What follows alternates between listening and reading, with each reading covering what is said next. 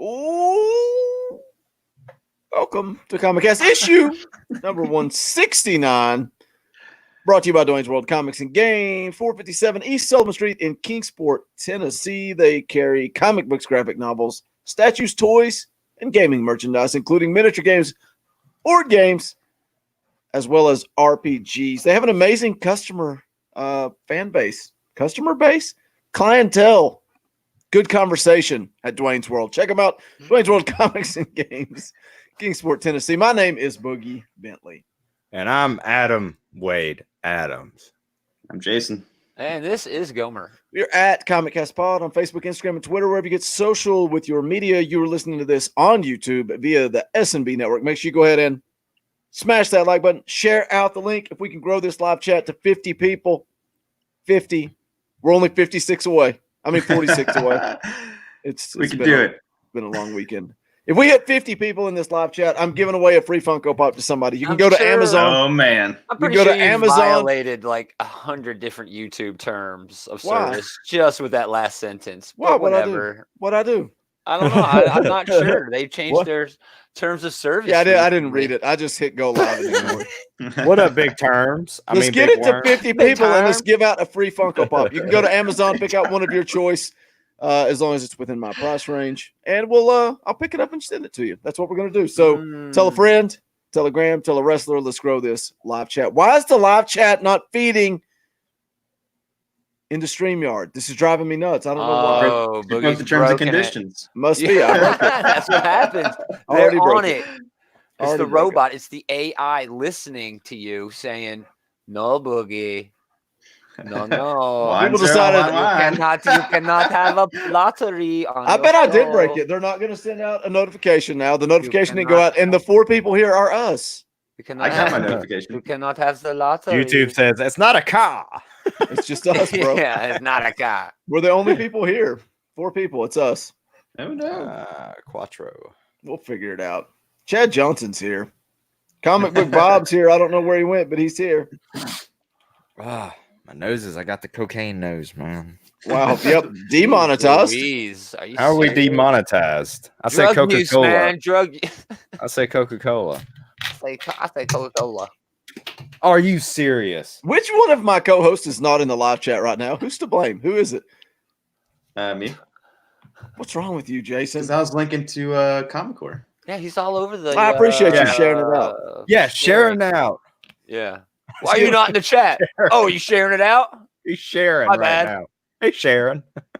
Yeah. I wonder if I leave and come back if it'll fix the live chat. Man, you are really like playing with fire. Yeah, let's try it. Shared Gomer, this out guess what? You're hosting. I'll be right back. 1,000 different places. Welcome to ComicCast.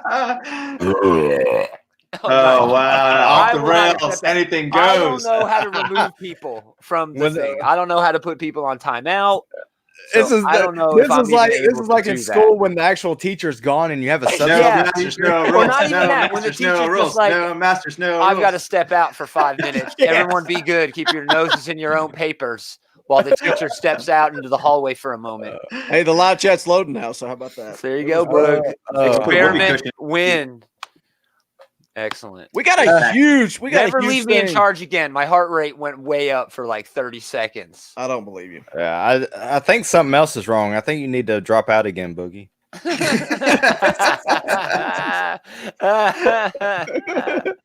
That's awesome.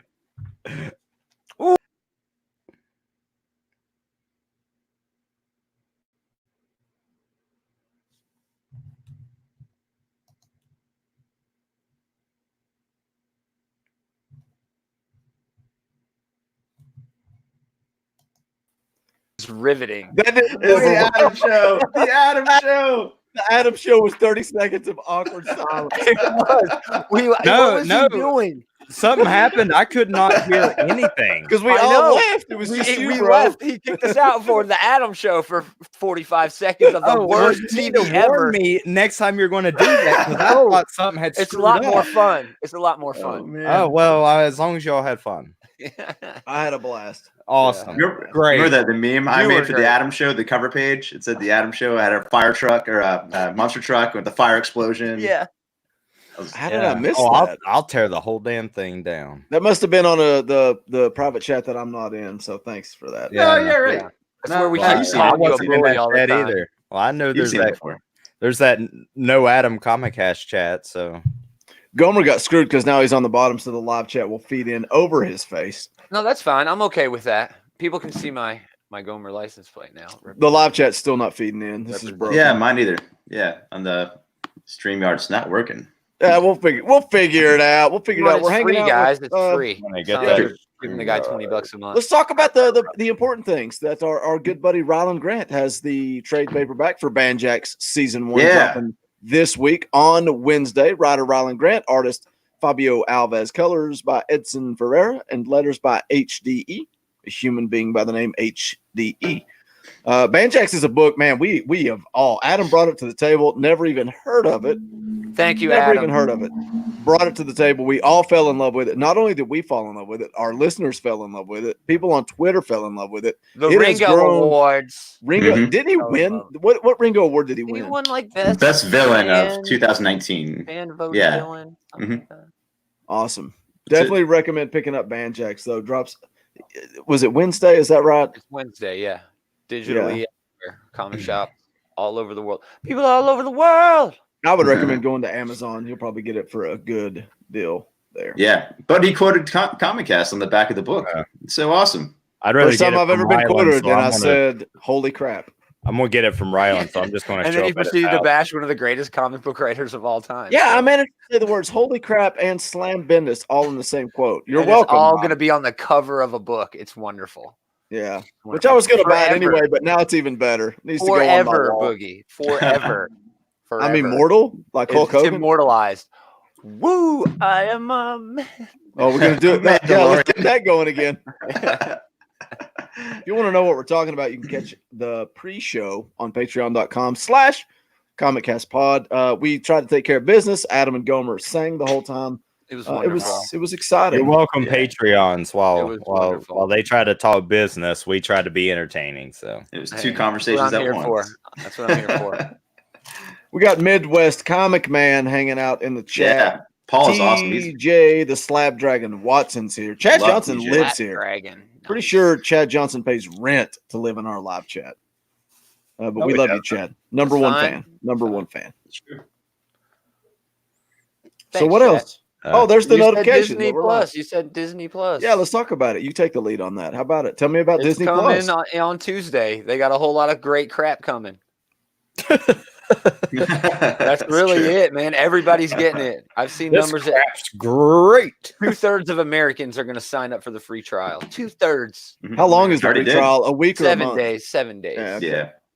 The Yeah, I mean- episode every episode is going to drop week to week. So the Mandalorian is the big one, and they got a bunch of stuff announced, all like in the MCU, the Obi-Wan show, a lot of stuff going down, bro. I'm in it for Willow, man. I'm watching Willow day 1, hour 1. Dude, I almost bought Willow today on the PS4 store because How it's been much so long is- since I've seen it. I almost I need bought to look it up. How much is it again? It's $7 a month unless you get it for the year, and then Look it's it like up. You're going to $5 find a off. way Yeah. to watch it for free, bro. We Yeah, know what right. you do. Yeah. Yeah, I You'll- subscribe you'll annually, figure it out. so No, I don't guess- have any way to watch it. I for free. actually want the bundle, man. There's a bundle announced for D Plus, ESPN Plus, ESPN. and Hulu Plus that was all Yeah. supposed to be $15 a month, which is the same price as just HBO Max, mhm. which was just announced recently. things like I already have Hulu, so like, and then also I guess they also had a thing where Spotify combined it and gave you Hulu for free as well. Yeah, Oh, they well, don't- that's off now. Okay, That's just I for already- students. Spotify students get Hulu for free, but only if you Mhm. have a student email address. Interesting. But Yeah, it was for I'm a while. that thinking was the about- deal. I'm seriously thinking about dropping Netflix. Oh, I'm Oh. definitely dropping Netflix. So you And- guys are going to drop Netflix and go with The thing Disney about it Plus. is, people Well, say, "Oh, probably. you're just going to drop it." I'm dropping it, but it's more of like I'm stopping it for a while until they get stuff that I want to watch on Netflix that's exclusive to Netflix, and then I'll get Netflix. Listen, Amazon's got everything that I watch, like for background noise, like Star Trek and stuff like that. So, Mhm. and Amazon, I get it for puts me to free sleep too. because I'm going to get Amazon Prime anyway. So all my music's there, all my Mhm. TV is there. But for exclusive stuff, I'll hop around. You know, I'll get Disney Plus because everybody in my house, Pixar, the Disney cartoons, the MCU, Star Wars. Everybody loves that in my house. So we'll have that going all the time. But then as stuff comes to CBS All Access and HBO Max and all these other streaming services, including Netflix, I'll get them for 1 month to binge everything I want to watch, and then I'll move on to the next one. Because damn it, I cut the cord to save money, and now it's like if I get all the streaming services with my internet connection, I'm spending just as much as I did when I had cable. Chad Johnson says we're 37 people away. Look, 50 people. 50 people. I'm giving away a free Funko Pop. So go share this on Twitter. It'll take you 2 seconds. Share it on Twitter. Let's blow ComicCast up for one night and one night only. And then we'll go back to 6 people in the live chat and it'll be fine. So let's go blast this on Twitter. Go blast it on Facebook. All 12 of you go tell everybody you know. More like 8 of you because the rest of it's us. Tell everybody you know to get in here and let's give away a free Funko Pop. Jason, what are you the most excited about on Disney Plus? Mandalorian, hands down. Yeah. Like one thing, I guess if you sign up and do like the annually, or I guess if you sign up in general, they'll charge you on like day 1, I think they said. So like right now they just took $1 out of your bank account to hold your place. And then once it premieres, it's like, okay, there goes like $70 well, or after whatever. the 7-day free trial. Oh, okay. Yeah, you're right. You'll still get your 7 days before they charge you. And then you can actually back out of any plan you signed up for. Oh, that's awesome. Wow. Including the 1 year. How about the HBO one? Is that like an app exclusive, or if you're like already subscribed to all the other HBO channels, you're going to get that now as well? No, HBO Max is going to be its own thing. If you subscribe to HBO, you automatically get HBO Go. And so if you're signed into an HBO Go account, your plan will move over to HBO Max just for a limited amount of time until they're able to move everyone over and get rid of HBO Go altogether.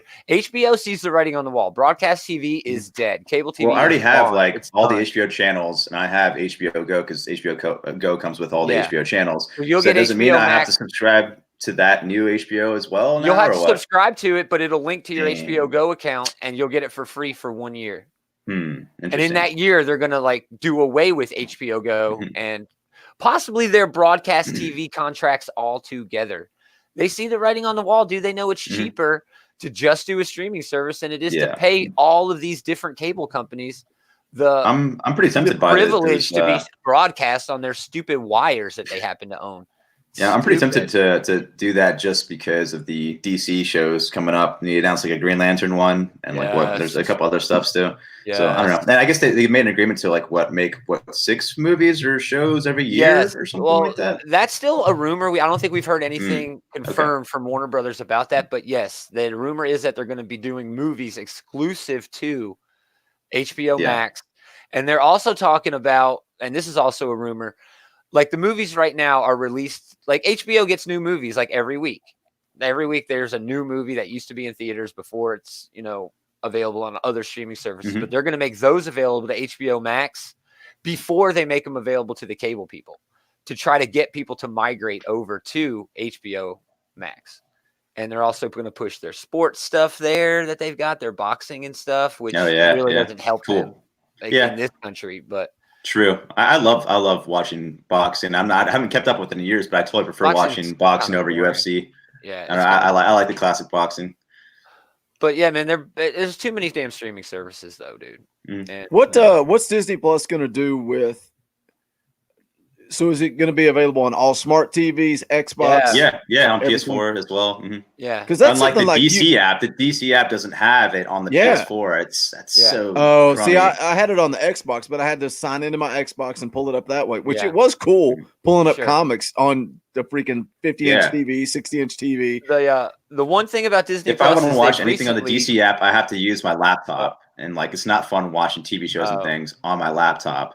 As opposed to your TV. There's not an option for that for PS4. So it's just such a bummer. So that's why I'm not caught up on Titans. I'm not caught up on all these great DC shows. I did watch Swamp Thing. I'm halfway through Doom Patrol. I actually just went and bought Doom Patrol on the PS4 store. It's because I want to watch it on the TV. Screen. It's more convenient. Yeah. It's more convenient. Yeah, exactly. And I want my wife to watch it with me, and we can't just both be around the laptop watching it. It's just dumb. So it's just really aggravating and frustrating, to try to enjoy these DC shows when they should just have an app, but whatever. YouTube, I tried to check out YouTube TV, And I couldn't find an app for that on my Roku. TV. I have it on Roku. What kind of TV do you have? Do you have an app? Do you have a smart TV? Yeah, I got a smart TV. Who's it through? Is it an Amazon smart TV or no? It's Vizio. It probably has channels built into it that you have to download the YouTube channel, right? Man, you know what? I forgot I have a smart TV. I'm wondering now if the DC app is on my smart TV or if I can download it to my smart TV. It wasn't on mine, but maybe my TV is a piece of crap because it was just on my Xbox, which I could still pull up and watch it that way. So it wasn't a big deal, but yeah.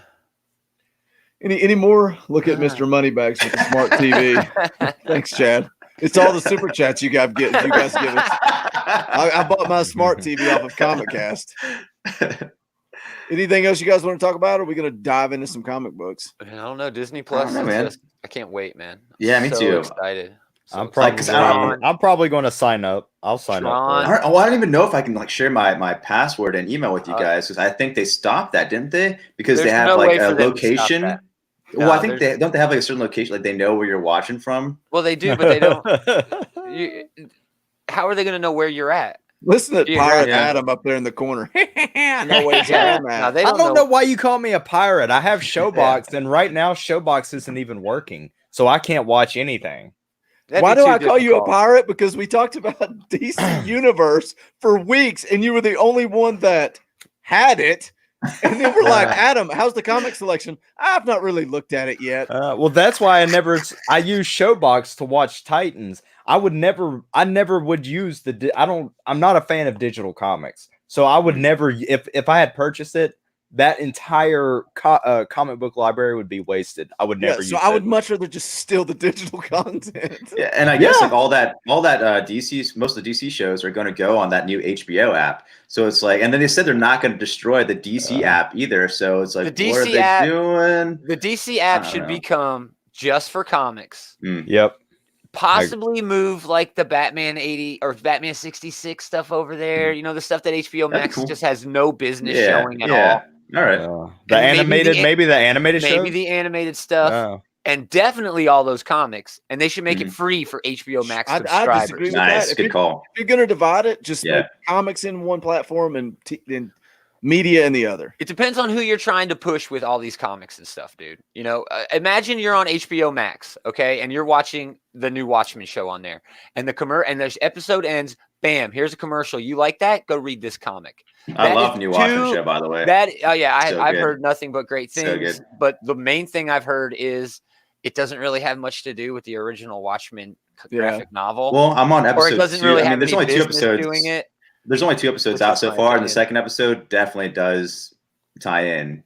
It pulls from the comic, but nothing in it demanded that it be based off of the original comic.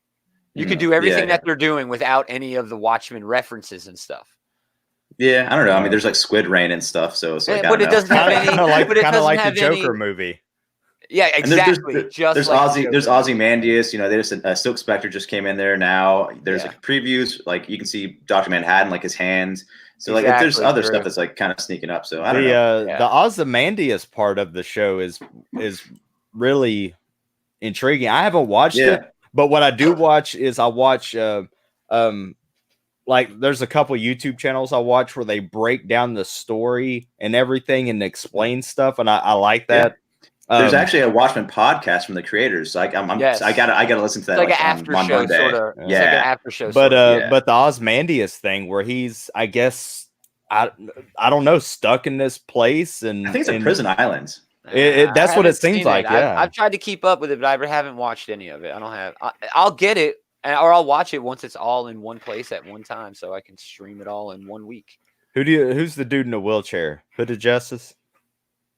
Oh, I don't know. I mean, think that's they didn't go into it. Who do you think? Right now we know it's just like the girl's grandpa, but we don't know like who he was. Do you think he became a superhero or a vigilante? I don't know. Whatever, chat. Just leave Watchmen alone. Watchmen was good enough as a damn graphic novel. It's true. It's true. And then we're getting the last issue. We didn't need How dare you attack our live chat? Leave him alone. We didn't need Doomsday Clock. We didn't need any of this garbage. We're getting the last issue of Doomsday Clock finally in December. So all we needed was Watchmen. We got that. Now leave it alone. December of what? Next year? No, this year. Yeah, next month. And we're talking that smack. We're going to talk about a book here in a minute that had a long freaking delay in releases. All right, let's get into it. Let's get into books. Nah, I didn't see that, over. Chad. Well, some people were thinking maybe he was Dr. Manhattan, but who knows? Moving on. Yeah. What are we talking about on a long break? This first book, Death or Glory? Yeah. Let's hit it. Let's go. Rick Remender, Bengal, Russ Wooten on letters. Thanks, Russ. I love Bengal. I love that he does all the work himself. Issue number 5 of this series dropped September 19th, 2018. So yeah, it's been that long ago. But that last issue ended with a bang. This one, this whole series is about a woman named Glory who is trying to get money for a liver transplant for her father.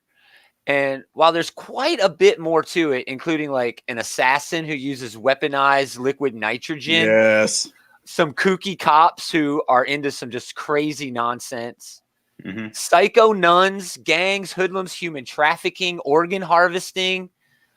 Did you not just sell everybody on this book? Dude, everything that I just said is literally in there, beat for beat, what I just said. I reread the whole entire series, like before I read issue 6. Oh, I did too. Good move. Good move. Yeah. Good move. I didn't. I think the best way to describe this series is it's a nonstop thrill ride full of action. And it's got this weird, twisted sense of humor to it that you almost have to look for, but I'm a sick son of a bee, so I find it immediately, including like cops sticking peppers up their butts. Dude, I laughed so hard at that. I totally forgot about that. Such a disturbing thing if you really think about it. But dude, I laughed. I'm like, oh, look, honey. It's pure Remender. It's like he's just nuts, and he like whatever sick or weird idea goes to his head, he's like he just does it. And then in this issue, he tells, dude, I got a pepper up my butt right now. Yeah. He's like a sadomasochist. I loved it, dude. So we left on a good cliffhanger all those months ago, and this picks up right where it left off. Again, there's no reason to go beat for beat, but I think the most masterful part of this issue is the way Remender sort of introduces everyone to everything that's been going on, all the important characters, all the important things going on, and introducing new characters. Some weird dude who's looking for an organ, the most important organ. You know who that dude was? He was a Ken doll. He was a eunuch. He was a Ken doll. I thought because when they first show him, he's in bed with a woman, and it's like, all right, I knew it was going that way. I knew it was going that way. I knew it. I was not shocked. Are you serious? I knew it, dude. You're like, this dude has no penis. Yes. That's what you said to yourself. Yes. Dude, as soon as he said as soon as he said he's looking for an organ or whatever, I was like, he's missing it. He's missing it. He's talking too much about sex and stuff. I was like, he's missing it, dude. And he's looking there like, there it is. He's looking to remember, and I'm not talking about memories. Remender. Remember. Let me see this real quick, then we'll jump right back into it. Jeremy Massey dropped a $2 super chat. Thank you, Jeremy. Which we appreciate that, but our live chat is broken on StreamYard, so we can't post it. But Massey does have a book out right now. Yeah, he was doing a web comic. He was doing a web comic, which is cool. But I told him I'm a physical. I got to have it in my hand. So I was stoked to see that he put that out in physical copy. Went and ordered it. $7 for $7. You get the comic. That's including shipping, and he's going to send you a sketch. You're getting a comic book and a sketch for $7. Where's this so at? I look forward to reading that. So thanks, thanks though, Massey, for the super chat. We appreciate. Where's the link? Do we have links? Massey, do you have a link? Let me do this. I don't know. Can you do links in chat? Yeah, you can, but you got to do them. I got to give him a wrench. Yeah. You guys keep talking about Death or Glory. So anyway, he introduces new characters. He reintroduces the existing characters. Gets right back to all the themes and the comedy, while also pushing forward the narrative of everything that's been going on.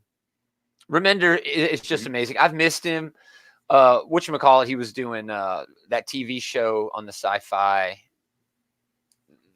Deadly Class, I guess. It's canceled now, so I guess he can get back to doing some comics. His loss is our gain because, man, this was a perfect issue. I loved everything about this. Still a fan of this series. I honestly forgot how big of a fan I was of this series until I reread it. It's so good. The art is brilliant. The speed is fast where it needs to be. I love everything about this. Yeah, I got to meet Bangle before, and he too. And Nice. he's really cool. I wanted to interview him. This is Baltimore Comic-Con 2 years ago is when I met him, and he was really hard to understand. He has like a thick like French accent, and so all I could understand was I was just like, okay, yeah, sure, whatever you say. Like Corey Petit. Yeah, he's great though. I love his art. His art is just mesmerizing, and especially like in physical form, like copy. Like it looks great digitally, but if you have it in front of your face, it's the colors pop. It's just so good. I love seeing all these like cars and explosions and stuff. Wherever you have a good kinship with cars, so they're buddies that talk about cars all the time. You see them, they're cross references on cool. Twitter every now and then. So I just wanted to see their friendship. But I love this book. I love Deathly Glory so much. The Timon and Pumbaa of the comic book industry. Yeah, right. You guys have said everything I want to say about this. I felt like I was the only one reading it when it first came out. But I like that they did the recap. It was gone. I thought it was canceled. I did too. I like that they did the recap at the beginning, because I'm not like Jason. I didn't go back and reread the first 5 issues, which that's a great idea. I should have done that. But Mr. Rhyme, I don't know if he's a good villain or if he's kind of goofy. I can't. The germaphobe thing is kind of dumb, but then like Gaumer said earlier, using the liquid nitrogen because of the germaphobe. No, he's brutal. You need to go back and read the first 3 pages of issue 1 when those guys at the fast food place get it, and he sticks that nitrogen gun in dude's mouth and then kicks him in the head. That dude's a villain. Yeah, he's a germaphobe, but man, that dude's wicked. I want to know who the main villain is too. He's like a cartoon character, just showing his hand and all that stuff. Oh yeah. Dr. Claw. Yeah, there you go. Gadgets. I went into this like as if someone just picked this issue up off of the rack. So I had not read anything previously. So while the issue I could see where it was fun. And I really love the liquid nitrogen aspect of it. I love that part of it. The eunuch dude, I kept thinking was what's that? What was that? Samurai cartoon on Adult Swim. Afro Samurai. Afro Samurai. That's all I kept thinking about with that dude, because that's what he reminded me of. But in not knowing anything previously, I did not care for the. I mean, I didn't care about the characters. Oh, I thought you were going to say Glory. I don't think this represented Glory well at all if you hadn't read the first 5 issues. You don't need to catch up on her if you love her if you've read the first 5 issues, I think.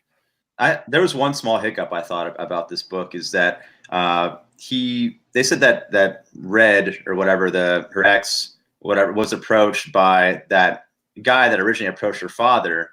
And, as we know, that's how got all his money doing shady dealings. But now they're going to like that guy's like little city of like refugees or hometown, of like criminals, hideouts.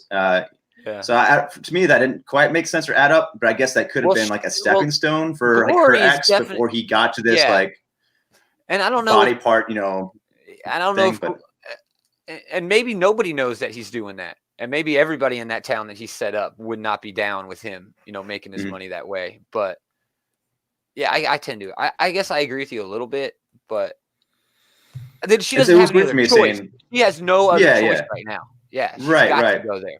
It just didn't make sense to me though. That's what happens when you live off the grid, man. You can only hang out with other people who live off the grid. Live off the grid, yeah. It's true. Or you're on the grid. Moving on. Mm-hmm. Moving on up. I'm glad Jason has the lead on this because we got an advanced review copy a while back and he wasn't here for that conversation. Well, good. So this will be fun letting him take the lead on Undiscovered Country, #1.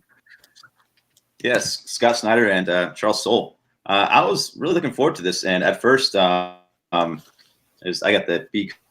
That's a cool cover. You did get a better cover than I did. But yeah, I got the. So I thought it was going to be like this, like. I thought it was going to be like a heated discussion, the argument kind of about politics and stuff. So like right off the bat, I was kind of like, once I heard the rumor, it's about monsters or whatever, that kind of, got me a little disappointed off the bat. I was like, okay, well, whatever. It's Scott Snyder, Charles Soule. They write great stories, let me go into open minds, know it's going to be like a fun, like, interesting adventure, interesting characters. Man, it took like 7 or 8 pages just for the Welcome to Jurassic Park Helicopter Island moment. You know what I mean? I was like, okay, well, that took way too long. And then something finally interesting happens. They get like a missile shot at them, and then they do like the writing that I hate most in comic books is, oh, what's going to happen? Let's go back. How'd they get back there? Let's go back. Let's go back 2 weeks and figure out how they got to this moment where they're at now, and then introduce all these like characters, and then after that it's like, okay, well, let's go back to the present. They jump forward back in time again, and like the helicopters crash, and for some reason the pilot's like, I can fix this helicopter. It's clearly wrecked in the picture. It's destroyed. There's nothing you can salvage. He's like, yeah, I see some gas. It's like, all right, dude, whatever. And he's like, yeah, you guys go on. And then I'm like, this guy's a dead man. Like he's like the only one staying. Like he's a dead man. Yeah. And it's just like, and then they go back in the past again to like explain some more characters, and they go back to the present again, you know, to continue the adventure. To me, it was like super goofy, and I was let down. I guess it's more like a Mad Max kind of thing where they have like road warriors, which is kind of cool. You know, they have some cool vehicles and stuff going on. But then there's these weird like ocean animals like whales and walruses that are using for transportation. They ride them like motorcycles. That just doesn't make sense to me, but whatever. I know. Hashtag comic books. I love that. But like, dude, I hated this book. Oh, like it got more like annoying and like dumb as I read it. Every page I like, and then the ending with like the spiral trail they have to go on an adventure through, when you can clearly just cut across to the center. Like, I guess who knows why they can't do that? I don't know. Whatever. To see all these magical weird lands, I think it goes back to what you were expecting versus what you got, because I said the same thing. Yeah. And it's contradictory, because sometimes I'm like, well, leave your politics out of my books. No, I agree. But then I was like, let me go into not with politics. It's just monsters and an adventure. But still, and I hated this, dude. I hated it.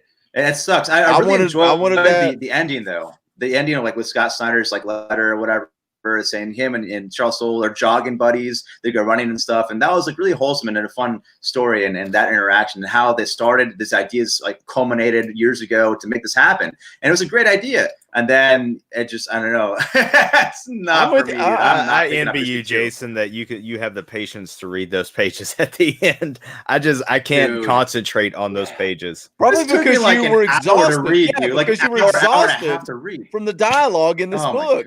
My review is the same as our hour and a half to read, dude. Jeez. It's so dialogue heavy, and it's not what I wanted. I did want that political post-apocalyptic thing. It's exactly what I said the first time. Adam, is this the first time you read this book? You didn't read it last time, did you? I don't recall reading it last time. So yeah, this is the first time I got into it. My notes, I'm struggling here because I feel like it was a fun book. I did get a little mentally exhausted from those 4 weeks earlier or whatever. That whole thing kind of. But man, this is like Who Framed Roger Rabbit, where they're in a normal town, and then midway by the end of the book, they went to Toontown. It's like, what happened here? But I think this could end up being it could be a fun post-apocalyptic book, but they're going to have to. They've got some splaining to do, you know. Yeah, I like the art. I like the colors, you know, but panel layout's fine. But I just do not like the story or the character interactions. It felt super flat for me. So even the writing too, with the guys, the one guy that comes to talk to with an umbrella, and then the other guys want to steal it. He's like, "Hey man, give me your roof." He's like, "It's an umbrella." He's like, "No, it's a roof." It's like, okay, what are you doing? You know, I don't know. It's just so dumb. Yeah. Well, the roof is on fire. We don't need no one. Just unfortunately, Jessica Rabbit would have made this book better, Chad, but she was not in it. Unfortunately. Gummer, you want to save this review, or are you ready to move on? I didn't mind this book at all. This is exactly what was promised. Massey said it in the chat. This is a TV show, and this is all this is. That's what this has been since it was first solicited way back when. And in the context of that, I can only review the book in the context of what it is supposed to be. And if that's what this is supposed to be, this was a great first issue of a series that we know quite a bit more about at the end of this issue. You know what I mean? It was supposed to be one thing, and now it's another thing. TV shows do that all the time. It's supposed to be one thing, and now it's another thing. With its pilot issue, we start off with one place, and now we've given you the inside story, and now you know exactly what the status quo is and what everything that is happening. And maybe like how Image Comics equals TV pitches. He's 100%. Yeah, it's true. Maybe I can only review the book as it's presented to me, and that's exactly how the book was presented to me. That this is going to be a TV show. This is a pilot for a TV show. Then and it as is a pilot for a TV show in comic form, it works wonderfully. It's like I'm not going to read an Alien or a Predator book and rate it not in the context of the universe that it lives in. You know what I mean? That movie universe. I have to take all that other stuff into account because that's what the publisher wants me to do. That's what the creators are doing, and that's what's happening. So that's what this book is. It's a pilot for a TV show. No, you're right. And if it would make a great TV show. And if I'm reviewing it as a pilot of a TV show, it's wonderful. Going through different adventures. But I'm reviewing it as a comic book because that's what it is. It's a freaking It's a comic book in the form of It's a comic book pilot of a TV show. Well, if you read an Aliens comic, yes, you're going to rate it as an Aliens comic book, but you're also going to take in all of the context that revolves around that. There have been 4 movies. There have been other things related. The context of this book is, yeah, dude, Snyder and Soule wanted to sell a comic or wanted to sell a TV show, and they have. This has been picked up. I'm rating this on they. Well, I'm not rating it, but I mean they went.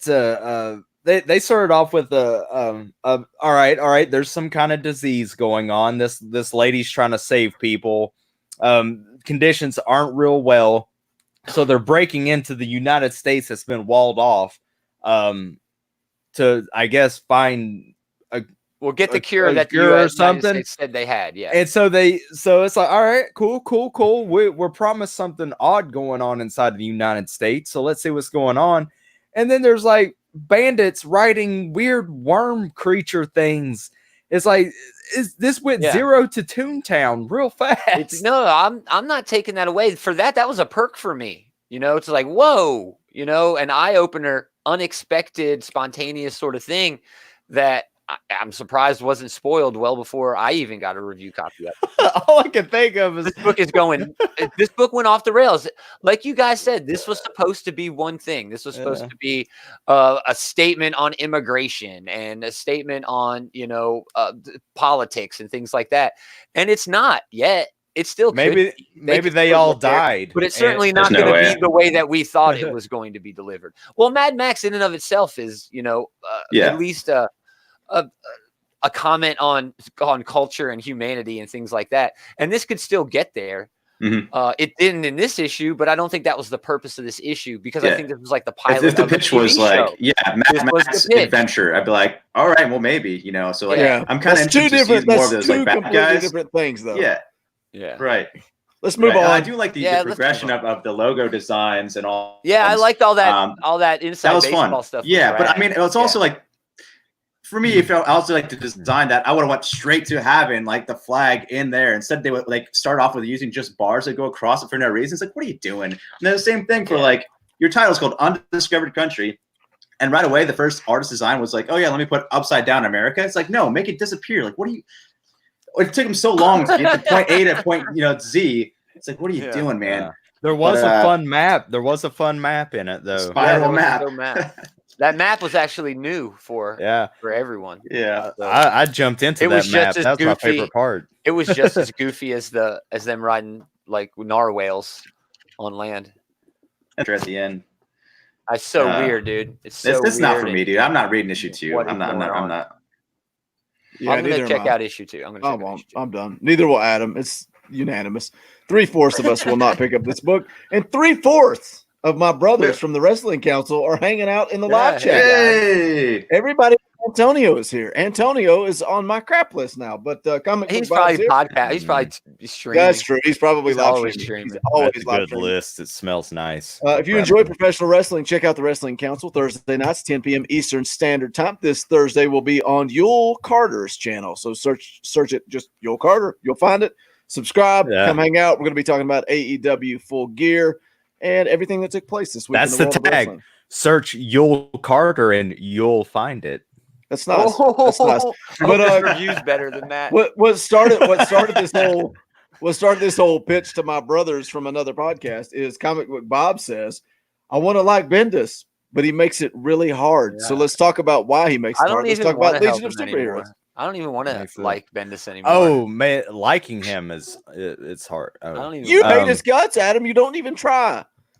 Oh man, you don't even try. You don't even respect him. You don't Bendis respect has me. feelings You don't too. respect Does work, him. Napoleon. You don't even know. Gomer, let's hit it. Dude, I'm gonna. Is this on me? Am I Legion? I thought Adam was Legion. Oh, sorry. Yeah, Adam, go. Man. You just know I'm gonna rip into it. Yeah, I was excited about your. You even want me to do this? I'll burn through it real fast so we can get to Gomer. All right. Oh, thanks. That's the main that's event. one of the best sentences I've ever heard in my life. Oh wow! Of course it is. Let's just look, we can do. I mean, we can. Awesome. The Gomer Show. Legion of Superheroes. Bendis, Sook. It's nuts. And nuts is the worst word you could possibly use to describe this comic. What's happening? Is it me or you? Adam want to burn through it and. Adam doesn't understand Adam, how please. StreamYard works. Please let me be humble. Go ahead, Adam. Please. What? This book was nuts in the worst way. Okay. All right. I can do that too, Jason. Written by Brian Michael Bendis, art by Sook, Grawbadger, and Belair. Lettering by Dave Sharp. Thanks, Dave. Dave Sharp. So we basically get Legionnaires, Ultra Boy, Star Boy, Wild Star, and it wasn't Kid. Wild Star. It was like Wild Flame or Wildfire. Oh, my bad. I must have See, that's one of the problems with Legion. And Karate Kid, not Daniel-san. No, are chasing the Haraz Smith, the Will Smith's kid version. On planet Gotham in the sewers of Bloodhaven. Attempting to acquire Aquaman's trident. I'll just spoil that. I don't care. Nailed it. That's the who, what, where, and why, brother. You nailed it. They're confronted by the Haraz's, I guess, leader Mordru. Who cares? No one's they need the trident for I guess a newly constructed Earth because they need water. There's oceans on those little bubbles. Okay, at least there are seas. I don't know what the heck is going on with the Aquaman trident. And then the latter part of the issue brings in, we get Superboy John Kent being orientated to the 31st century by Saturn Girl and learning of Earth's fate, and that's it.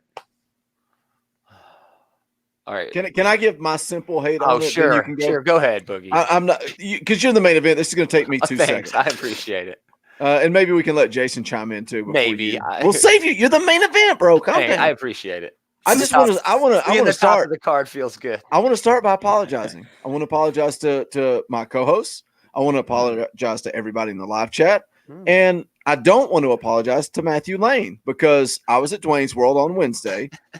And I did make the list. I make the list. That's what I do. You guys make me. And so I picked this because Matthew Lane says, why aren't you reading Legion? Why aren't you reading Legion? Why aren't you reading? And I'm like, because I don't like those type of books. Look at the cover. There's 726 people on this cover. Yeah. Do you think I can keep up with what's going on in this book? That's a lot of people. 726 people. It's a lot of people. So I'm at Dwayne's World and he goes, what's in your pile? What are you reading this week? I show him. He's like, where's Legion? You don't have Legion. Go get Legion. So I go pick it up and I read it. And I knew better. And I know everybody in the live chat's hating on Bendis. And I don't dislike this because of Bendis. This is just not my type of book. Excellent. On those words, I actually do dislike this because of Bendis. Let me explain. It's not your turn to talk. Oh man, my bad. I actually came out before. I don't have anything else to add. I'm done. I'm not going to read it. So go ahead. Okay. Bendis should not have been given this book. He has a long, drawn-out style, and that does work quite well with some things that he's done in his resume. But that is not the proper style to bring this team into the forefront of DC Comics.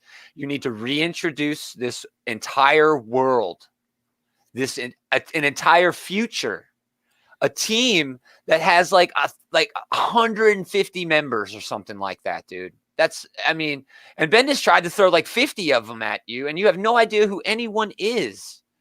I feel like he tried to sit. No, he didn't even try. I feel like he did. I feel like he tried to say, this is an introduction to the team. This is this person, that person, this person. And I'm like, I had no idea what was going on. Let me get to that, and I'll explain why I don't think Bendis tried, and then why he knew he wasn't trying.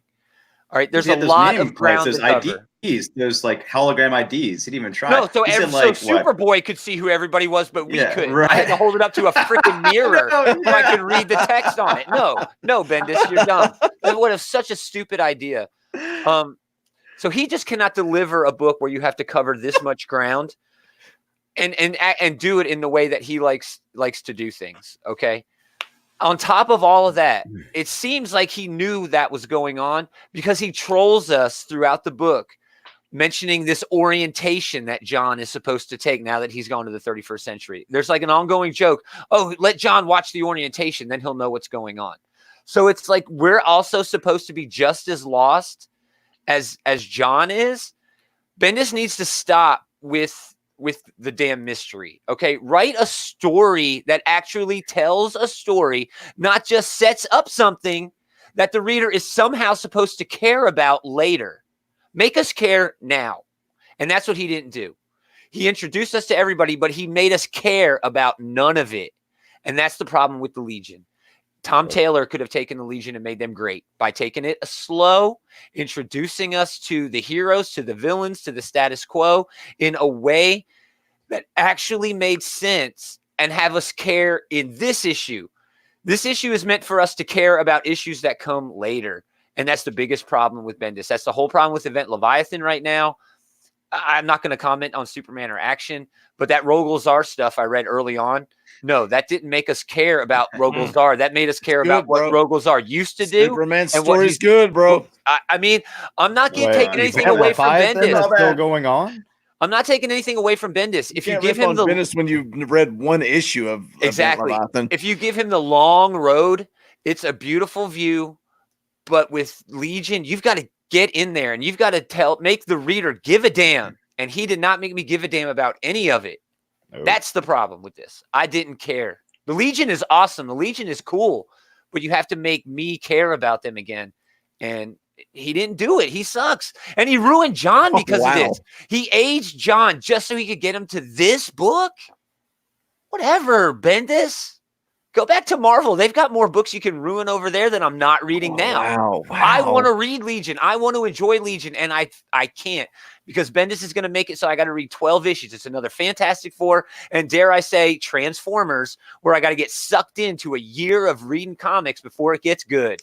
Thanks for including yourself in that. Not just you're me. Welcome. You're welcome. Because I am the same glutton for punishment that you are. Look at this Dr. Doom number 2 sitting back here. Exactly. But damn it. Damn it. I love the Legion. They are cool, dude. They are some of the silliest, stupidest, dumbest characters.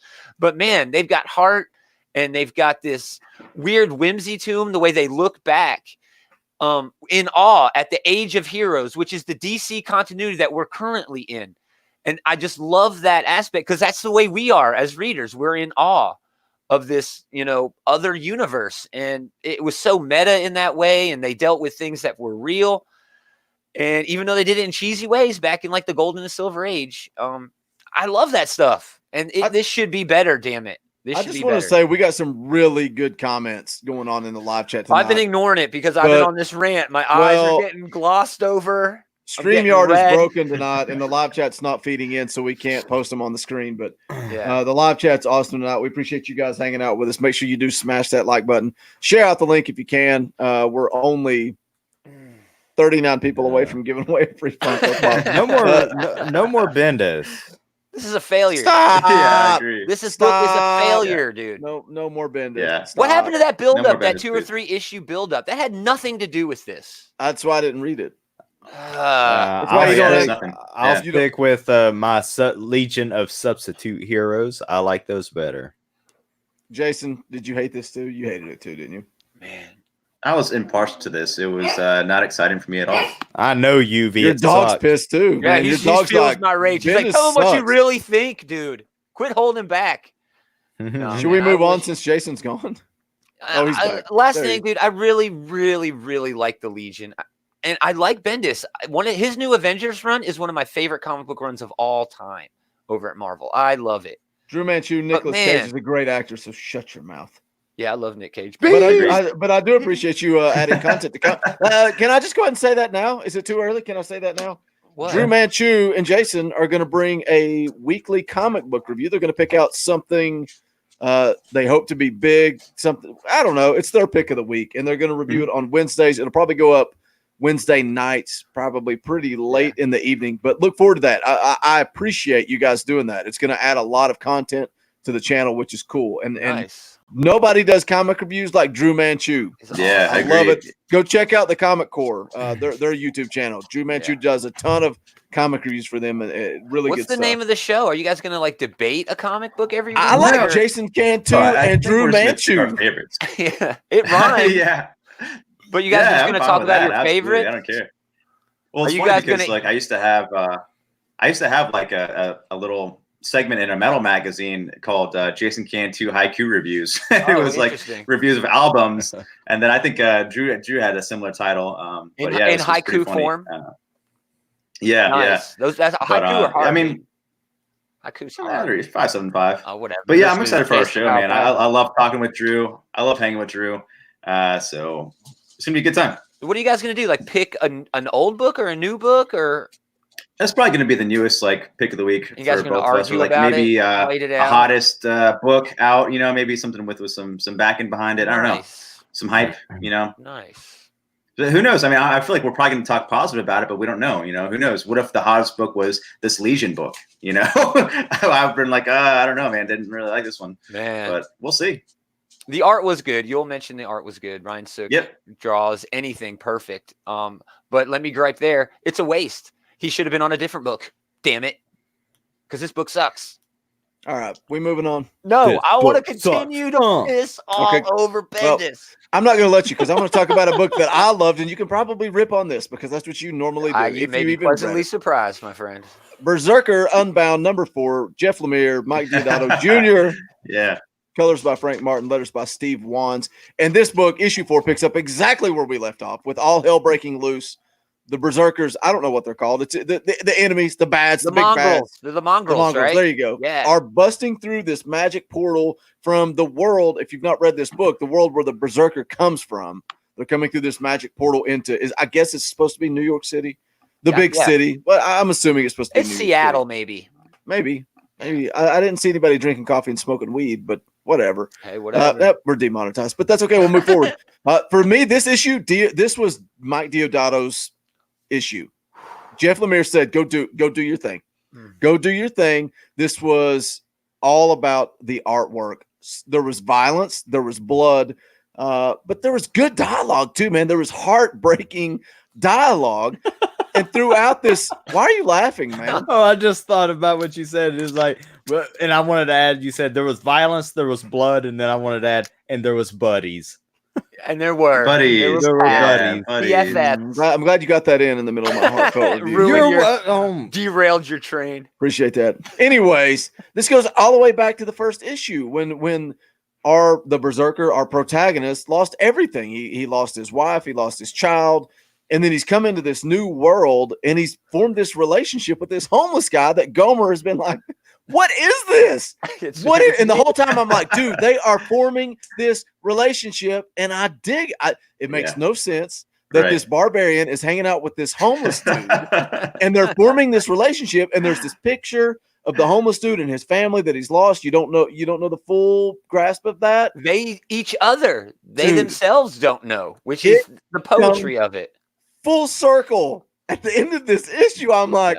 Oh my God, Jeff Lemire's a genius. I want to tell you guys what happened, but I don't want to tell you what happened. This book redeemed itself in this issue, not just because of all of the brutal violence that Mike Deodato Jr. And can I say, between this and Savage Avengers, Mike Deodato Jr.'s got to be on the short list for Artist of the Year. I mean, that's a lot of work. He's heavy lifting on both of those books. This issue was amazing. It was massive. I couldn't believe the scope of it. It was like cinematic on the freaking screen, dude. But look at the overall picture here. That work that Lemire put in those first 3 issues paid off for issue 4. It did. That's what I'm saying. This book redeemed the entire series. And you know they're coming back. You know they're coming. They're going into another portal. I can't wait to see where they go next. You're gonna venture. Yeah, they're hitting the old dusty road. Yeah, they're riding into the sunset. So I'm looking forward to more adventures. They have so many other realms to explore. So this is like one of those odd buddy movies, and it works perfect. It's a buddy story, and they're kindred spirits, man. You know what I mean? They didn't need language, and this fixed it. This fixed the whole series for me. Man. I take it back. I take it back. All that negative crap I said, I take it all back. I understand where Lemire was going. I should have given the man the benefit of the doubt. Again, I'll restate it. Greatest comic book writer on the planet today. I agree. Drew Manchu says the first issue was a dud, but he'll read the trade. Gomer, sell him on it. Because Gomer said the same thing. I said the same thing, dude. I was expecting. I don't think he's going to like it. I don't know. It wasn't exciting enough. I don't think. I don't know, dude. If you can get into the personal and wait to the end, there's enough violence to keep you like just enough on the hook until you get to this last issue. And this last issue is like the crescendo, and the violence just breaks loose. And then everything that they did, the soap opera part, I guess, where they have to build the relationship, pays off. And it works. It works as a collected book. I would say if I wanted to give somebody a book who has never read Jeff Lemire's got some dense stuff. This is a perfect taste of Jeff Lemire without getting too dense. You know what I mean? Yeah. Maybe. It's a little. Yeah, it's pretty light. It's pretty light. Yeah. But dude, I griped about this book. I wanted a barbarian in New York kicking the crap out of the NYPD and putting his axe into the hoods of taxi cabs, and I didn't get any of that. I wanted a buddy story with sad relationships, and that's what it was. It was a buddy story where they are these kindred spirits who have been through everything together in the completely different ways, but they're exactly the same. And once you get to that part of the story, it all comes together. It's like putting a puzzle together and you don't know what the picture is until the last three pieces. And then when you do, you're like, oh crap, it all comes together just so well. Yeah, Lemire's a genius, dude. It's perfect. Again, greatest comic book writer on the planet. 100% today. There's no doubt about it. Yeah. This one's for I could rave and rave on this one just as much as I could crap on Legion. Can't believe Harley Quinn, so I just wanted to show him the cover. The only reason I picked this up too was I guess the Year of the Villain covers this week did this weird acetate kind of. Dude, I love those covers. Cover. I love those. Yeah. So I picked up this one and the Justice League one. Show the Batman Damn Dad on the back. The Batman Damn Dad on the back is acetate cover too, which is a nice touch. I thought. Yeah, you're right. Oh, that looks cool, man. Yeah, it's a nice touch. I thought. Yeah. And this one has Perpetua in the front. The Batman one was great. The Batman one was cool, dude. I missed the Batman one, man. I didn't see that. Man, it was a good one. So did anybody read the Stepan Shajik's second issue? I've got it. I've not read it yet. Of Harleen? No, I need an hour. I didn't know. I need an hour to write it. Yeah, that's my problem too. I'm so far behind. I'm like, I got to read this stuff. I heard the Bullies review of it, and again, it was a lot of exposition. It was a lot of just showing off Sedgwick's art, which is fine because his art is amazing. But it was a lot slower. They said that even the slow parts of issue number 1. So, oh wow! So it's still. I mean, if you got to pick between that or the Joker Killer Smile, you're going to go with Jeff Lemire. Dude, they hated Killer Smile, or at least Leroy did. He did not like Killer Smile at all. He was like, that was the best book ever. He blamed oversaturation of Joker recently on it, maybe. You know, I could agree with that. They said it was a Harley story. Was still great. They said it was a Harley story, but with a guy. And they're not wrong. It's a good twist on it with the whole family and all that. But, I mean, they're not wrong. Still great. I still liked it a lot.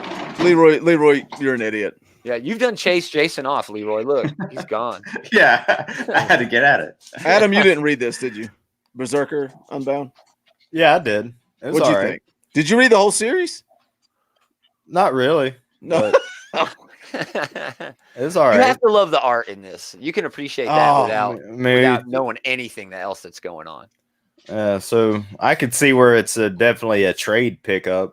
Yeah, it would make it'd make a quick read too, man. I mean, even though there is a lot of dialogue, it goes by very fast.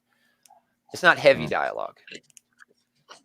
Can you, Gomer? Can you hit a quick X minute? Yes. Two books, quick X minute. Yes. I actually read one of them. Awesome. New Mutants #1, Ed Bryce and Jonathan Hickman. Rod Rice did the art. Travis Lanham did letters, and Tom Muller did the design. Not that new, very fitting title for the arc. And the issue title is the Sextant. This is old school New Mutants with Hickman's New Mutant twist. The team wants to go to get a pal from space. They use the Krakoan portal on the Starjammer, which is straight out of X-Men #1. Again, I love all this Dawn of X because everything is cohesive and it feels like it's in a shared universe, which is one of the reasons I read Marvel and DC. This is a classic New Mutant sort of thing. I won't go beat for beat. Which has always been this young team doing what they saw as right in the face of their elders, telling them not to do it, and them usually getting in trouble for not following the old folks' advice. Okay, Boomer. That's exactly what this is. It's an Okay Boomer book, and that's whoa. All been. So works for me. Okay, Gaumer. Works for me. X-Force #1, Benjamin Percy, Joshua Cassara, Dean White, and Joe Caramagna on letters. Tom Muller again on the design. This series appears to be revolving around what amounts to a mutant CIA, and that makes a lot of sense to me. One of the biggest aspects of the Dawn of X is this new deal of Krakoa, of having their own island nation. Nations have governments. Governments need to protect themselves and their interest. So that's what this book sort of gets into. But it's weird because those protections do not work very well as Xavier is shot in the head by the end of the book. That appears to be a plot line that will go into the other books, but it's weird. Xavier is integral to making sure that mutants are immortal, so there's got to be another Xavier hanging around or something like that. It seems weird to me that they would just off him right now, but I have full faith in this new run. I like both of these issues very much. We're out of the earth-shattering moments, from like Dawn of X or from House of X and Powers of 10. And we're on to just having X books, just comic books. And it's been wonderful. Fallen Angels #1 for Brian Edward Hill and Simon Kudransky.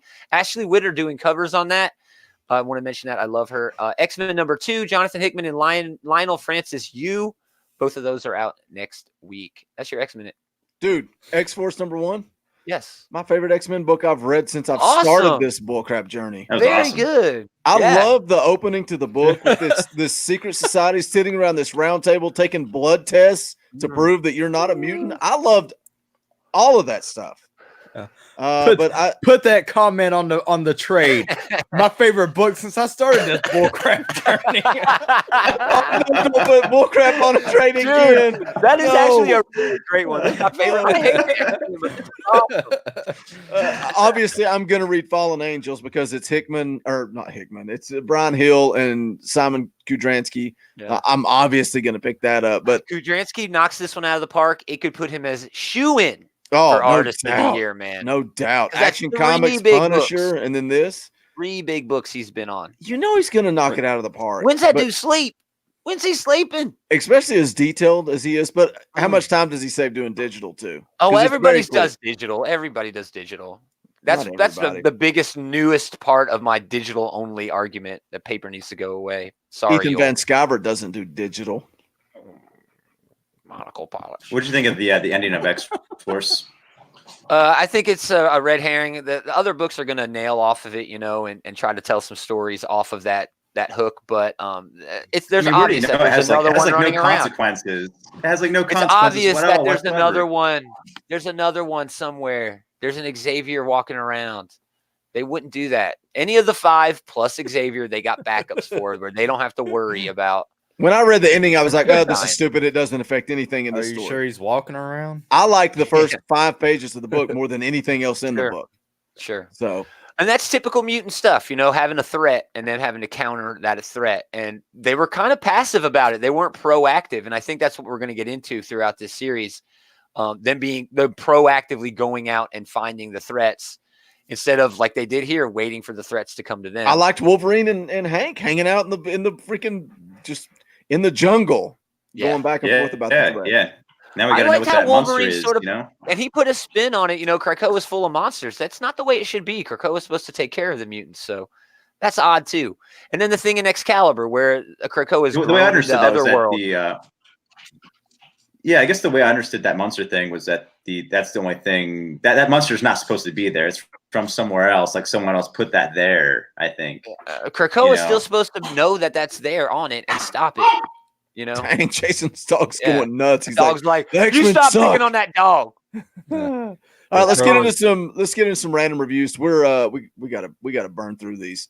So check out our random reviews presented by collarandelbowbrand.com. If you're a fan of pro wrestling, check them out, Collar and Elbow Brand. Save 10% on all of the latest and greatest professional wrestling merchandise. Comic Book Bob, you're still in the chat. Go to collarandelbowbrand.com and pick up some good swag. We didn't talk about this, but I know you guys didn't read any of the books on my list, so I can go first, and it won't matter because I'm going to talk about books that suck that I keep buying. Fantastic Four, number 16. Jason, look, let's just be honest. Jason and I ripped issue number 15 to shreds. We ripped it to shreds. It wasn't even a Fantastic Four book. It was about this other group of heroes, but it was a setup for this. This was part 3 of the Point of Origin story. I dug part 1. I thought it was good. And they're still on the world of Spire. And this story is broken into 3 different arcs. You've got Ben, what he's dealing with. You've got Johnny, and then Reed and Sue are together too. A lot of good themes, a lot of good comparisons. This issue was back to being a Fantastic Four adventure story, which I dug. Not bad, not great. Actually enjoyed it. Hated the last one. Dan Slott keeps taking me up and down. It's like, this is the Fantastic Four. Give me Chip Zdarsky on this book, and it would be amazing every week. Should I pick up this issue, or should I wait till this arc is over? I would maybe wait till this arc is over. This is that last issue, all those superheroes that are involved. You find out more of why they're doing what they did in that last issue. But I like the comparisons. I like what Ben is dealing with. He's dealing with similarities to the group on this planet or world that they're on. And then Johnny's in this love story. But I like what Reed and Sue dealt with. There's some good stuff here, but I would not. I'm only reading it because I love the Fantastic Four. That's it. End of story. That's the only reason I'm reading. That's a good enough reason. The only reason I'm reading Doctor Doom number 2 is because I love the Fantastic Four. I love Doctor Doom. Christopher Cantwell. Boogie loves a good abusive relationship. I'm getting beat every month on these books. He's reading these comics with a hot pepper up his. That's the truth. That's the truth. Everybody read issue 1 of Doctor Doom. We talked about it on the podcast, and they talked about this Antillian project, which was created to solve climate change. And Doctor Doom in that issue was so public about opposing this, and then terrorists launched a missile to take it down, killing thousands of people, and Doom got blamed. So what did Doom do, guys? What did he do at the end of that issue? You remember? He gave up. He surrendered. He quit. Right? So what do you think happens in issue 2? I don't know. He goes to jail and gets out on good behavior. We're going to move forward. We're going to go through the trial. No. After surrendering, in issue 2, he escapes. Because that's what you do. Like the A-Team. You surrender, then you escape. Yeah, because that's what innocent people do. Yeah, you surrender, then you escape.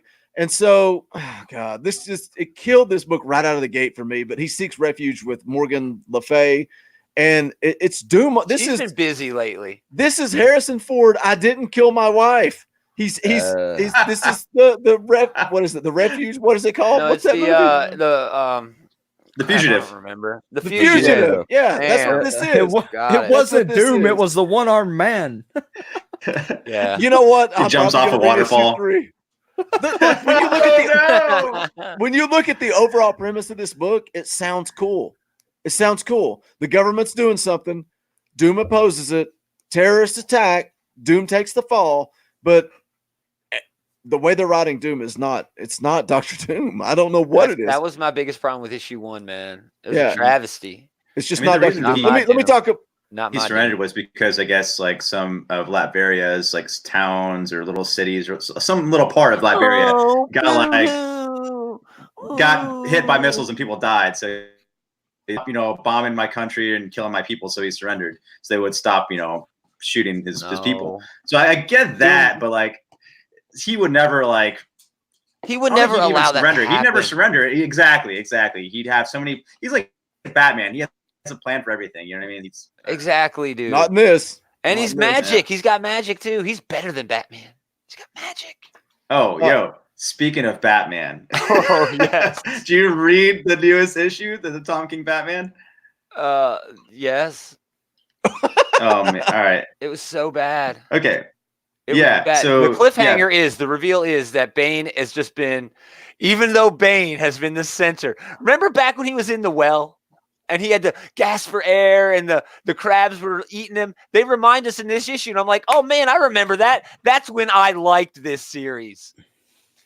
But that was what, 6 months ago, 2 years ago? It feels like this book has been going on forever. It was garbage. It was crap. It was terrible.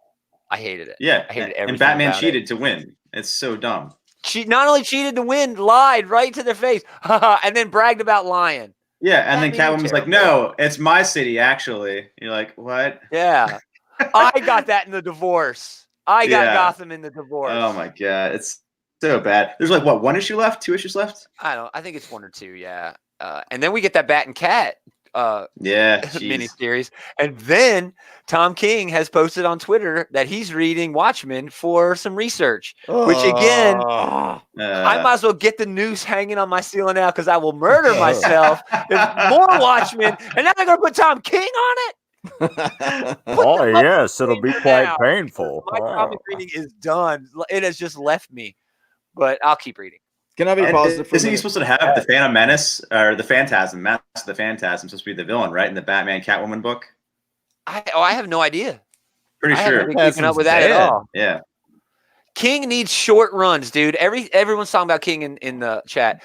When King does Mr. Miracle, when he does Vision, when he did that Swamp Thing one shot, he's been great. Started off good. His annual was dope. The one single issue he did last week was awesome.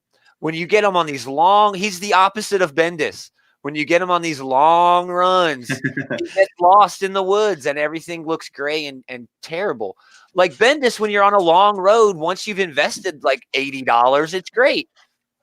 But King, once you've invested $80, you want to shoot yourself in the head. It's terrible. That's so bad. Oh, wow. That's the worst thing I read this week was Batman. It was the worst thing I read too. I was just like, what? I was like, why did he go in that direction? Why would you do that? But we should have known. Everything about this Batman run has been a lie. Everything that he has done. He has said, nope, this is going to happen. And then it's been a lie. And then he showed you something else. And on this one, he lied twice. He made you think that it was actually Batman's dad in charge. And then he's like, nope, it's actually Bane still in charge. But nope, now it is Batman's dad in charge. And he's kind of, It's terrible. I mean, and then he shot Batman at the end of it, but he couldn't shoot his nephew before, Batman's son, Damian. So it's like, it just doesn't make sense. I don't know. It doesn't make sense. It always contradicts itself. He always contradicts himself constantly. He always forgets what he wrote in the prior issue or like 3 issues ago to set things up for like his master plan. He forgets what he writes constantly. It's what it feels like, man. It feels like that's what he writes. No offense. Yeah, but Drew Manchu said he needs a character without expectations. With his ADHD. That's true. Like, it feels like he forgets. Yeah, he had a vision. Appreciate it. Yeah, he had vision. Mr. Miracle, he's going to do it again with Adam Strange, and he's going to rewrite the character completely, change their personality, so they're not even that character to begin with. All he needs is like a forgotten character to change him constantly. That's all that's his I'm okay with that. And then guess what? It's going to have comic books do that all the time, though. Absolutely. Forget continuity and adopt different things. You're trying to think what else is other tropes. He's going to have like a strong woman to bring him up. It's going to be a depressed character. The whole book's gonna be mostly depressing, which is usually good, which makes him so good. But I don't know, man. He has his tropes, and he's lost. It's too much hype, bro. He's lost. Yeah, he's lost on Batman, and I think DC knows it. That's why they took him off the book early. That's why they announced James the Fourth for the book. I think that's what's up, man. And good on DC for doing what's right. We're taking Donnie. And then G5. I'm good. I'm good with that. 5G or whatever they're calling it. Yep, 5G. Can I talk about a good book now? Yeah. Man or Black. I got caught up this week. I read issue 3 and 4 back to back. This is set up perfectly for a trade. Four issues. Cullen Bunn, Brian Hurt, Tyler Crook. Well paced. This is so well paced. We covered the first issue on the podcast, and it opened so many questions. We were like, "What does this mean? What is that? Who is this person? Who's that person?" You got this mysterious man in the woods. You got these fires popping up all over town. You got Roman Black and this family of sorcerers. It's like, how are you going to tie all this together, Cullen Bunn? How are you going to do it? But he managed to do it. He tied all of it up. Issue 4 was insane. Nice. Absolutely. It was story building. It's kind of like Berserker Unbound. It's build. 4th issue is nuts, man. Absolutely nuts. And just cover to cover. I loved it so much that I started to maybe question, is this a 5-issue miniseries? Did I screw up somewhere? Because they left so much open here that they could go back. Oh, he likes to come back to that stuff too. Colin Bunn property just got picked up for a Netflix show too. I don't remember. Wasn't that the one that you're reading, Jason? Unearth, maybe? Which one? Oh. I don't remember which one it was exactly. I just know Colin. Me Bunn. and Jason were reading two Parish opposite. Yeah. We were reading two opposite Colin Bunn books that came out. Bone Parish is the time. one that Jason was reading. I would say if you like Cullen Bunn, you dig horror, I would say pick this up. If you've read Cullen Bunn and you don't like him, don't. This is exactly what you would expect from Cullen Bunn. I dug it. Yeah, I was reading them all. I was reading all the Bunn books. I forgot the one with the Knights Temporal or something like that, where the guy goes I thought through that's time. the one you dug. That was really good. Yeah. And I was reading Manor Black as well, and I thought that was good too. I got to catch up. I got to read the last issues. Like today, I got to do some catching up too on some other stuff that I've been trying to do for a while. And reading, catching up again on Death, but it was worth it, And I almost got it finished. I still got to catch up on. I caught up on Savage Adventures. I got to catch up on Vengeance of Vampirella. There's a Perillo cover. I love my Perillo stuff. But yeah, I mean, there's a lot of other good stuff out there, man. I got to catch up on Die. I got to do that. Yeah, I'm almost caught up on Space Bandits. Yeah. Space Bandits. I can't stand that kid. Oh no, Space Bandits is the other one. You're talking to Sea of Stars. Yeah, Space Bandits is the other one. Sea of Stars. That one had a kid in it too. I was done with issue 1. That one had a kid in it too. Issue 1, Sea of Stars was like, nope. No, that one had a kid in it too, didn't it? Space Bandits. No, it's just the two girls that like kind of got screwed over from different ways. That's and right. then that was a Mark Millar book. Remember, it was a dude who's got to take his kids somewhere. That was a different book. That's Jason Aaron. That's Jason Aaron with this. Okay. No, there's another one by Mark Millar who. It was like a trucker. Yeah. It's Sharky the Bounty Hunter. Sharky the Bounty Hunter. I need to read that trade, dude. Did anybody? That was fun. That was fun. I read that. Yeah. Like 3 books. I finished that one. Yeah. It was all. So it's worth picking up in trade. I love the first issue. Yeah. It's okay. It's fine. It's okay. Fine is not making me want to run and buy it. Yeah. His books are so like I know everything is for Netflix that he writes, but that hurts it because of that. It's like whatever. I got to rave about Daredevil real quick. Dude, talk about Daredevil. It's awesome. It is setting up the best possible future for this series. Dude, last issue we saw Kingpin just annihilate some guy in a house. This guy was poking fun of him at a fancy dinner. He was a guest in someone's house. This guy kept poking fun of him the whole entire time, runs into him in the bathroom and just like murders him, slaughters him. Just blood everywhere, blood on the walls. Like crushes his skull in his bare hands. Kingpin covered in blood. It's so good. Crushes his skull in his bare hands.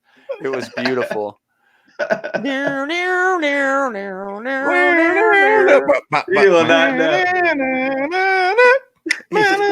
Deep in thought over there. Deep in thought.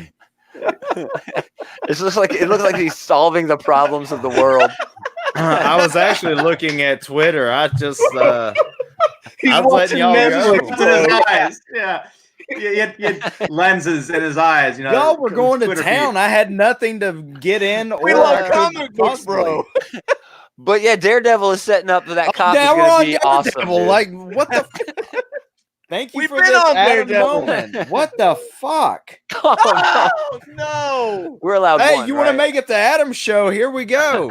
We're allowed one, I think. There goes all the money. We need somebody with money to freaking send us a super chat so we get paid for this. Are we ready to get to the book of the week yet? So Daredevil, yes, is a shining star in the Marvel line. I love it. It's a great book. Chip Zdarsky does no wrong. Oh gosh, my face hurts. I'm laughing so hard. That's great. I'm happy. I read a couple of books that haven't been mentioned. Go for it, Gomer. Gomer's Pile. Gomer's Pile. Justice League 35. Scott Snyder, James the Fourth. Francis Manipool on art. Wonderful. Yeah, great art. Perpetua destroyed Earth 19. Like the whole universe, dude. Gotham by Gaslight is gone. I hope Earth 16 is next. That's the just one. That's with all the celebrity youngsters, like the kids of the superheroes who there's no crime anymore. So they're all like reality show stars. That's the one I want to go next. But man, I was not expecting that. Gotham by Gaslight is gone. So this is a for real crisis, man. Things are definitely ending and being restarted to some extent. Crone #1 This was sort of under the radar book from Dark Horse. Dennis Culver, Justin Greenwood. It's basically Red Sonja becomes an old lady. And it's wonderful. She's like a bitter old lady who wants to die because her adventuring days are over, but finds some people and they need her to adventure for them. And it's cool, dude. I had a great time with that. Possibly the best thing I read this week because it was such a surprise. I was not expecting for it to be as good as it was. So yeah, that's Crone #1 on Dark Horse. Okay. Daredevil's also on my list. Yeah, I wanted to check that out. Okay. It was cool, dude. It was just a big surprise. I was not expecting. Expecting it. I thought maybe it was going to be a part of like the Hellboy worlds. Was it not? No. Okay. At least I don't think so. I don't think it was. We're ready to get into the outright geekery book of the week. Oh God, I guess. Man, I'm gonna beat this book up. Right. Oh no. I'm gonna outright beat it geekery up so book of the hard. week. Check them out. OutrightGeekery.com. Your one-stop shop for news, reviews, previews, podcasts, everything geek. And they got that seal of approval from Antonio Bras, writer creator of the comic book brand, still available on Indiegogo. He's a fan. OutrightGeekery.com. Thanks, everyone. Only because he thought I ran it. That's why he liked it. Yeah, he's like, oh, Gomer, then run. Hell with that guy. That dude with the afro, forget him. What's he trying to do? Is that how Antonio talks? Looks like I listen to him stream all the time. That's exactly how he sounds. He does some good interviews, man. He's had some good creators on. He does. When we had him on, we should have asked him about, talking to so many creators. Because, yeah, he does, man. Yeah. Adam, let's hit it. Is this Adam doing the book of the week? Oh, gosh. You want me to change it real quick? No. Let's go. Let's go with the plan. I don't want to shake nothing up. Not like Jason likes to do all the time. Yeah. I'll just random people showing up in our ComicCast chat. I'm a wild card, baby. I'm a wild card. 3:00 in the morning, he's adding people to the show. All right, Lock and Key Dog Days #1, written by Joe Hill, art by Gabriel Rodriguez and Jay Photos, letters by Sean Lee. So this book, 2 short stories. In Dog Days, we get a story about 2, I guess, Locke children with a third boy named Lloyd that to me was obvious it was a dog. Right? And the cover gave it away. The cover gave it away. It was to me. The first cover gave it away. From the fish. From the beginning, you guys got it. You guys are so I swear on everything. He was acting like a stinking dude. It was from the first panel. He jumps and grabs the fish. I'm an idiot. Yeah. I'm an idiot. The cover was a dog. Yeah, it was obvious. And then the second story, we get the Tyler Locke rebuilding the key house using the key or whatever, and it's like I had zero cares about this book. Yeah. I thought the art, maybe that first story, the art was It reminded me of like an old school comic book that little kids would pick up. Like Norman Rockwell or something, Yeah, that's what it reminded me of. So, but it was the original artist from Lock and Key, right? Yeah. So, but did you read Lock and Key, Adam? No. So aside from that, this one shot I cared nothing about. You're welcome for making you do the book of the week review on a book. Yeah. So this book was like, and how much was this on the stand? Was it like $5? $5? It was like, thanks. All right, I'll go. You want to go next, Gomer? This is a huge letdown. All right, the first story was spoiled by the cover. I got it immediately from the first panel. I'm so smart. Where the kid ate the fish. I was like, that's obviously that dog. Because I've read Lock and Key before. I know it's a portal story. The first panel was the portal, and then the next one was that kid acting like a dog. I didn't even know and I caught on to it. Yeah. I'm so smart. Thank you. I'm going, what's wrong with this kid? What's going on this? And I read all of Lock and Key. I actually had he drank out of a toilet. Come on. Exactly. He's a dog. I actually had my smell the mailman's beehole and like a hot lunch or whatever. I was like, what? And it shows the portal and I'm like, oh yeah. That's why it's called Dog Days. I peed on a tree right there. What? Okay, stop. I want to eat my own throw up. If you've never peed on a tree in this panel, then just get off my show. We've all peed on a tree. It took me 2 pages. Like once after the fish page, I was like, okay, well, whatever. That's weird because I never read Lock and Key. I had no idea what I was getting into. Second page, I was like, oh yeah, it's called Dog Days and it has a dog on the cover. So I was like, okay, so this kid's obviously a dog, and so like I didn't or anything. But then I was like, I figured it had to be some kind of portal or something. Wait, you've never read Lock and Key? Oh, you should read Lock and Key. Go, it's good. It's awesome. Don't base it. Don't base it on this book. Yeah, don't base it on this book. But the thing was, like, this. It got to the point where he's like, "What are you guys gonna do later on when you grow up or whatever?" He's like, "Yeah, I want to adventure, do this." And he's like, "I want to lay in my stomach, wait for you guys." It's like that's really sweet and sad. And then it's like, "Yeah, that's pretty sad." They said that in the story. And then once he got transformed back, like he's a dog again, and he's like, "Oh yeah," like then they all transform into dogs, so they play together, you know. But like I thought it was like a really sweet story. Once after the second page, I was like, okay.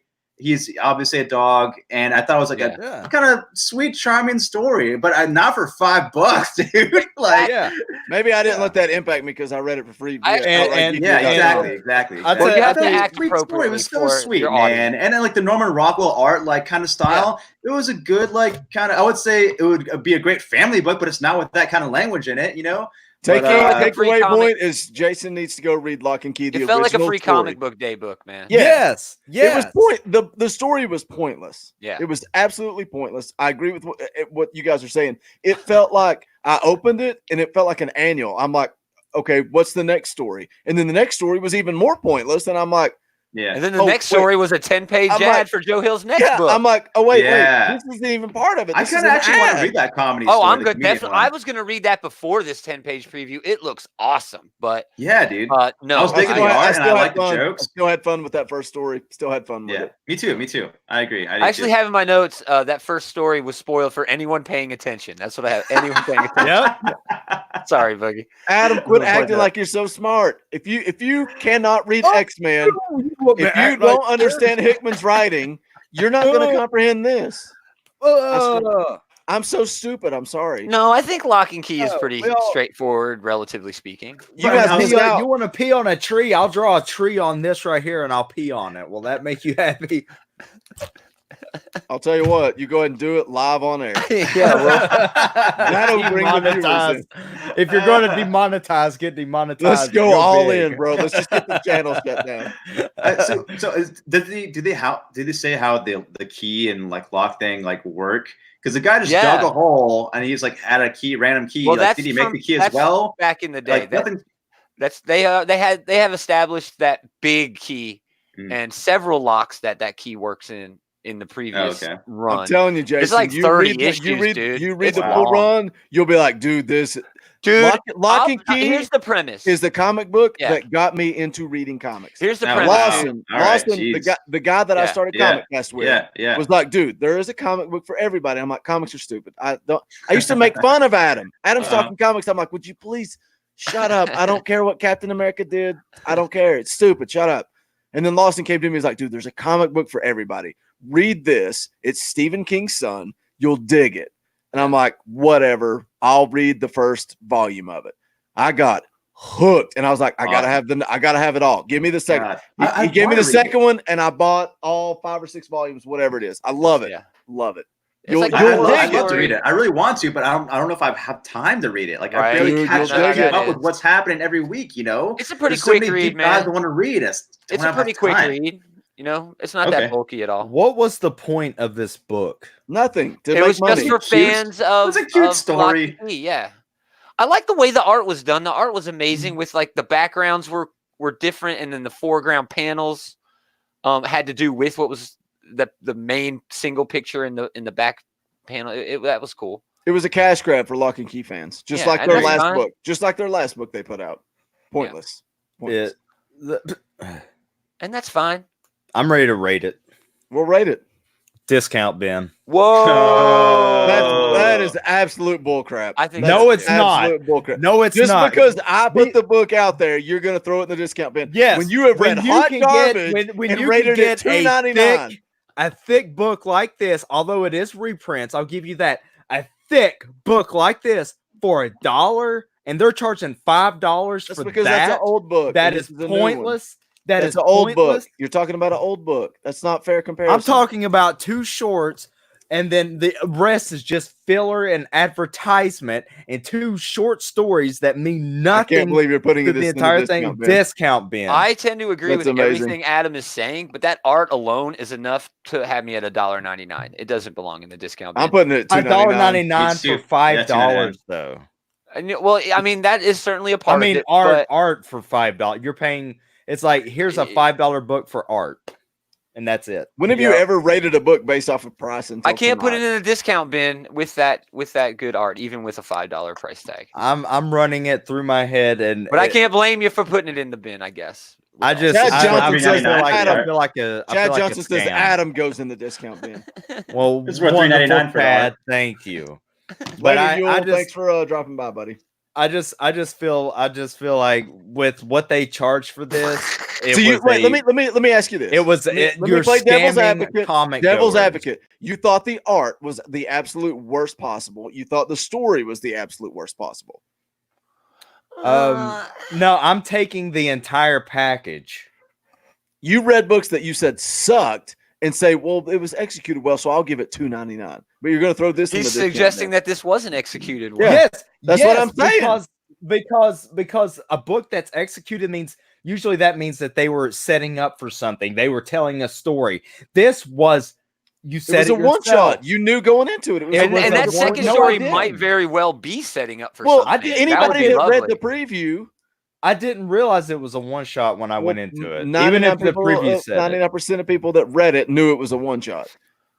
And that second story might build into something. That could feed into something now that the house. They're saying it could bring back the series, but yeah, you're saying it bring back a series. As someone who hasn't read, I know of Locke and Key. I know of it before I went into this. I think it's going to be a series soon, man. Had I picked up this book, this would not spur me to read anything more or buy anything more. Hush. Hey, AirPods. Hey, AirPods. I'm giving it $2.99 because I had fun with it. I thought the art was great. But you are a Locke and Key fanboy. Admit it. Sure. 100%. Yeah. It's a great series, dude. I would never put this in the discount. I put maybe 2 books in the discount bin since we started. I don't see this as a discount bin. Me neither. But I'm a firm $1.99 because I was very upset that of all that filler, and it was just a short thing. We should have gotten more. I wanted more. I think Batman and this one were the worst books I read. Yeah, and, including Locke and Key. Like, no, Batman was way worse than Undiscovered Country, man. You're right. Come on, you're right. Come on. That's it. We're done. That's it. We're spent. I'm exhausted. I am tired too, dude. What are you gonna read next week? Somebody give me a book they're excited about next week. I'll give you something. I just closed my freaking notes. Battle Pug #3 from Image. Good call. We got the DC's Dollhouse Family #1. We'll see how that turns out. All right. Spoiler alert, that's on the Book of the Week poll. Good. I'm kind of. What about Punisher Soviet by Garth Ennis? Dude, there's so many #1s I'm excited about for next week. There are lots. Make sure everyone buys Banjax Volume 1. Folklore #1 over at Boom Studios looks great. That's by Matt Kent and Matt Smith. What's that Far Sector? Like that new Green Lantern. Yeah, I want to read that. That looks cool. Mm-hmm. That Folklore. That's on Young Animal. Spoiler alert is also on the book. Good. What about Punisher Soviet? Yeah, is that on there? I'm posting the poll right now. It's Fallen Angels #1, Family Tree #1, Folklords #1, and the Dollhouse Family #1. The poll is out. Go to Twitter at ComicCast Pod and vote now. Nice. That Punisher book would win if it made it on that list. Dude, you Black Hammer Justice League? That ends 5-5. Yeah, that's the final issue. I got Gideon Falls 18 from Lemire and Stewart with Andrea Sorrentino. Detective Comics 1015 with Tomasi and Doug Mankey and Jamie Mendoza. That's that Mr. Freeze arc. I think it's done though. Is it done? No, this might be the last one. issue. They saw like the sigil on the sky, like every other DC. No, comic, I think it's going to go on to that. I think this is building up to be where Mr. Freeze is going to be an integral part of saving everything, dude. Interesting. I really think they're pushing it in that direction, and they should, man. Yeah, He's just a guy down on his luck, just wants to save his old lady. True. He's a victim of circumstance. I feel for that guy. And Guardians of the Galaxy #11, Donny Cates, Corey Smith. Yeah, definitely. Yeah, penultimate issue of this run. I think 6th issue of Event Leviathan that's ending finally. We'll finally know who it is. Yeah. Maybe. Right? Probably not. Unless No, Bendis pulls a Bendis. Everybody didn't knows the even realize it Manhunter, was still one of the going. Manhunters, you know? Yeah. Bendis will reveal that it was actually you the whole time. You reader. were Leviathan the whole time. He'll reveal that was just a build up to his next Yeah. event. Event Leviathan 2. Oh no. Lord. Hey, this is my chance to Chill plug out. Batman and the Chad, Outsiders, chill out. number 7 again. You What guys is need on to be your reading list? it or not. What is it? Batman and the Outsiders? Yep. Superman number 17. Batman and the Outsiders number 7. Dope. And probably the book that I'm really excited about is Tales from the Dark Multiverse, Blackest Night number 1. Has that come out too? Ooh, Yeah. It's a huge read. I'll be getting Crap. that Awesome. one. I didn't see that one. It's a huge Dude, read. Gideon man. Falls also? Jeez. Yeah, I said that. Oblivion huge song. He doesn't listen to you, That's Gomer. fine. Huge It's- week. I blame the AirPods. Sea of Stars Yeah. number 5. I'm reading that. Oh no. I pulled the first arc, and that was a huge mistake. So Oh, I'm sorry. Jeez. Yeah. I'm not reading So that. everyone will need to Yes, tune Bob, in next yes. week and see what else I'll put in the discount bin. I'm really excited to read Fallen Angels, though. I think that's the book I'm most excited Yeah. about. X-Men number 2. Yeah, Dude. we'll see. nah. We'll Because see. that has Fallen Angels has the actual, I guess, the Psylocke entity. No, or it's Quanon is her name. Quanon. Quanon. I don't know. It's Brian Hill. I don't care who's in The it. way they explained away her being Asian for a minute was that it was actually like 2 different people, and now, Yeah. All right, that's it. I want those Ashley Witter covers, man. I love Ashley Yeah. Witter so much, so much. Let's get some more art germ covers. Yeah, there's so many. There's so many. There's a They all million look covers. the same, and it's not a Yeah. bash on Archer. I agree. Every one of his covers agree. looks like the same girl in Yeah. cosplay, in different cosplay. I And like that's not a bash. I like It's my just Perillo something that- covers, man. I mean, Oh, wow. gosh, look at that Wow. cheesecake. Hell, wait, I can't see that. Hold on. That a is second. an apple you just want to bite right there. I collect Perillo covers. Sure you do. Signature Sure down I you here. do. bet you do. I collect those too. That is awesome. I did hear actually- about that McFarlane That's private good quality signing. art. I call. bet she uses a bidet. That is the I hope so. that is CGC hedging their bets that they're going to make some money off that. That is a nice. Yep. I don't know if I like that trend though. That's going to wrap it up for ComicCast issue number 169. 69. Nice. Wow. We'll be back next week at 7 o'clock. Come hang out. Go vote on the poll at ComicCast Pod on Twitter. I guess that's it for Gomer, for Jason, for Adam Wade Adams. My name is Boogie Bentley. We'll see you guys next week. AirPods.